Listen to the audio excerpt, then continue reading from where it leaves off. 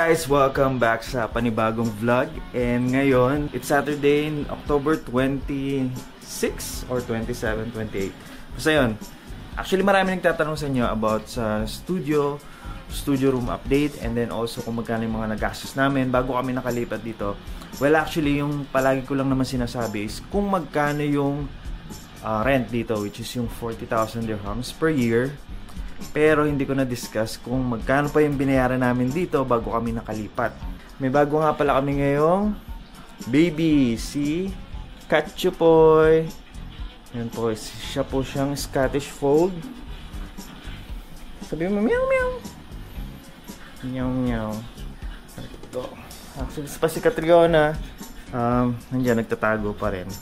Medyo maingay kanina kaya nagtago siya. Tapos katatapos ko lang din maglaba. So yan po. Naman yung balcony. Hindi siya nagagamit ng ilang buwan kasi sobrang init. Nagagamit lang siya kapag ayun, nagsasampay-sampay. Pero unlike nung bago kami lipat dito, laging nandito yung mga friends namin bumibisita. Tapos nandiyan kami sa labas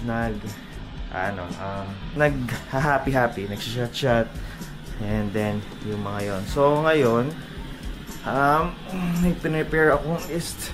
And by the way, may nagtanong pala saan kami kumakain. Dito kami kumakain sa table na to, sa coffee table. And ang aming makulit na pusa, meow meow. Yan, sobrang kulit niyan. So magdi-discuss tayo kung magkano ba yung mismong nagastos namin bago kami nakalipat dito. Sobrang laki din na nagastos namin. And actually may mga friends na rin kaming lumipat dito. And yun nga, nagulat din sila sa presyo kasi hindi nila in-expect na ang dami palang babayaran kapag lumipat ka. So mag-start tayo. First is yung sa annual rent na 40,000 dirhams. So ang bali ang ginawa is cash po siya, one time na binayaran siya. And kasi may iba rito tumatanggap na post-dated check na pwede mong bayaran ng 3 or 4 na beses. Kasi yung 40 medyo mabigat yun. May commission actually yung agent na so yung commission niya naman is medyo malaki, which is 3,000 dirhams. And then may cash deposit din kaming binayaran, which is 1,500 dirhams. Yung cash deposit na yun, bale, ang sabi sa amin is yun yung gagamitin. Say for example, umalis kami dito pas may nakita silang kailangan pinturahan or mga may crack. So doon nila kukunin sa 1,500 na yun yung pang-repair sa mga yun. Pero kung alis kami dito ng same nung kung paano namin pinasukan itong studio na to, is maibabalik sa amin yung 1,500 na deposit na yon.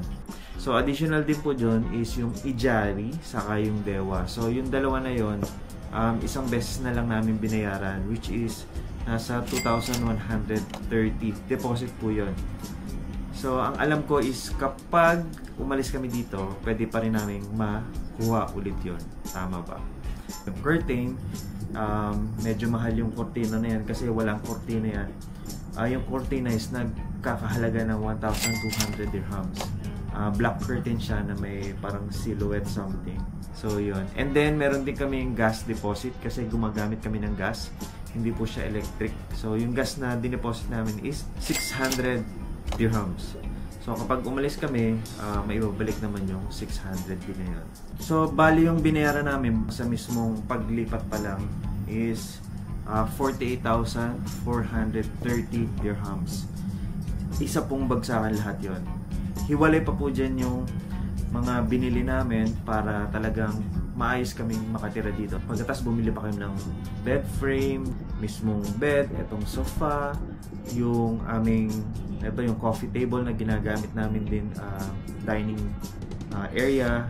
Bumili din kami ng 2 carpet, etong napakalambot na tinatawag nilang rabbit, parang ganun rabbit siya style. Desk, mga artificial plants saka totoong plants, oven, air fryer, tapos sa mga pusa yung pang feeder nila, mga CCTVs.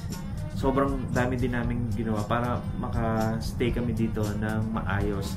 And kung gusto nyo malaman kung magkano yung mga yon, kasi hindi ko pa siya calculated talaga, comment nyo lang sa baba, tapos i-compute ulit natin siya kasi sobrang dami pa. Wala pa din dyan, di pa rin kasama dyan yung yung nag-rent kami ng movers from, syempre lilipat kayo, may mga gamit na kayo eh.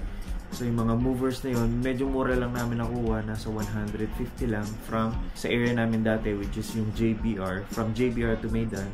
150 yung binayaran namin. Yung artificial grass namin sa labas is bigay lang din naman yan. May source kasi si Rod, so doon namin nakuha yung artificial grass na yan. May mga nagtatanong kung kamusta daw ba yung pagstay namin dito, ano ba yung mga naging issue. Actually, marami nang naging issue. Sobrang issue namin dito sa building na to, hindi lang kami nakaka-experience, is yung mabahong amoy na nanggagaling sa AC. Since nga dito, chiller free kami, so ang naging issue talaga namin is hindi namin alam kung dun sa mismong building kung saan nanggagaling yung, alam mo yun, yung chill ba yun? Doon nanggagaling yung amoy kasi sa building lang namin mismo na naamoy yung mabaho, as in minsan amoy pupo, madalas mapanghe. Akala namin nung umpisa kami lang yung nakaka-experience na, pero hindi naman pala kami. Hindi ko alam kung matutuwa kami nung malaman namin na lahat kami dito naka-experience yung ganong amoy, kasi akala namin nung umpisa may leak lang dito sa area namin, sa may chiller sa taas namin, kung bakit nagkakaroon ng ganong amoy. So hindi naman pala, which is yung buong building, marami din kami nakausap, yung mga Korean din na nagstay dito sa pinakataas namin. Kalilipat lang nila and sobrang disappointed sila kasi sobrang baho nga, which is syempre hindi sila sanay sa mga ganong amoy. Minsan magigising kami ng madaling araw, sobrang panghe or sobrang din.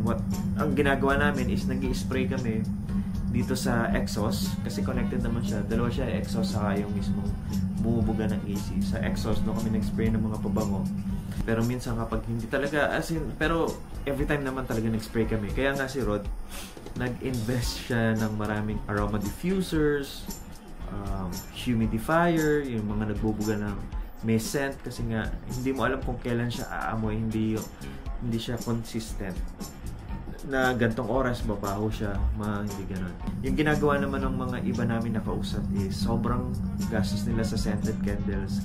Hindi sila nawawala ng scented candles, lagi nagbo-burn lang yung scented candles nila para hindi na nila maamoy. Parang yung iba kasi dito nagre-rent lang kagaya namin, pero yung iba kasi sila yung mismong bumili ng unit nila, kaya parang no choice na sila, in-accept na nila sa puso nila na ganun yung amoy.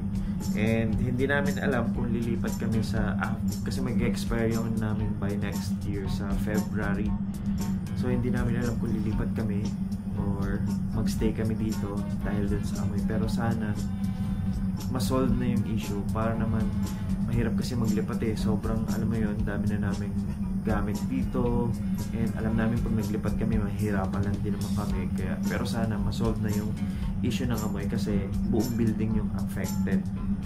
Also, nagkaroon din kami ng issue dun sa mismong toilet namin na nagkaroon ng crack yung pipe kung saan pag nagsishower yung nasa taas. Kaya namin sila nakausap dahil dun. Kung kapag nagsishower sila sa taas, bumabagsak sa amin yung tubig. Ang ano doon is matagal na siguro yon, pero kasi last month kalilipat lang nila and doon pa lang namin na experience yon. Parang bakante pa siya for several months nung lumipat kami dito, kaya walang tubig, so bumabagsak. So nung lumipat na, nagkaroon ng tao sa taas, doon na namin experience yung water na yun.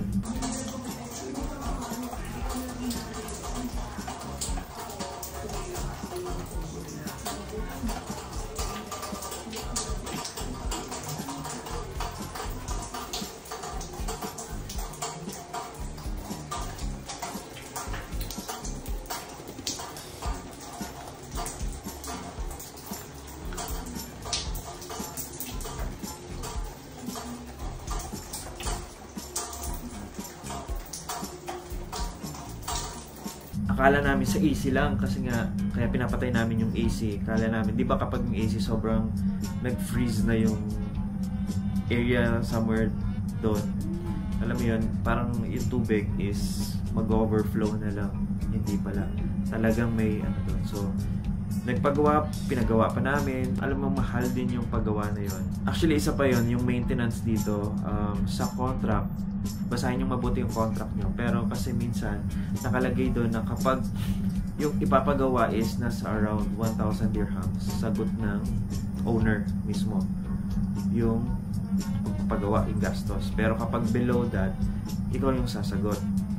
Kaya, i-check nyo kung sobrang mahal ng paggawa. And, ayun, sila yung magbabayad. Pero kung hindi, ikaw yung shoulder. So, i-update ko na lang kayo sa mga panibagong vlog tungkol dito.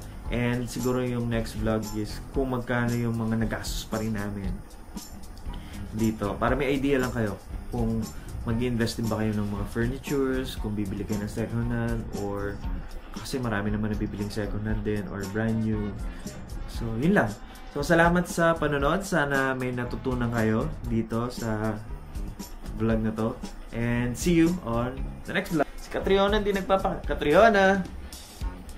So, bye-bye! Meow, meow! Meow, meow!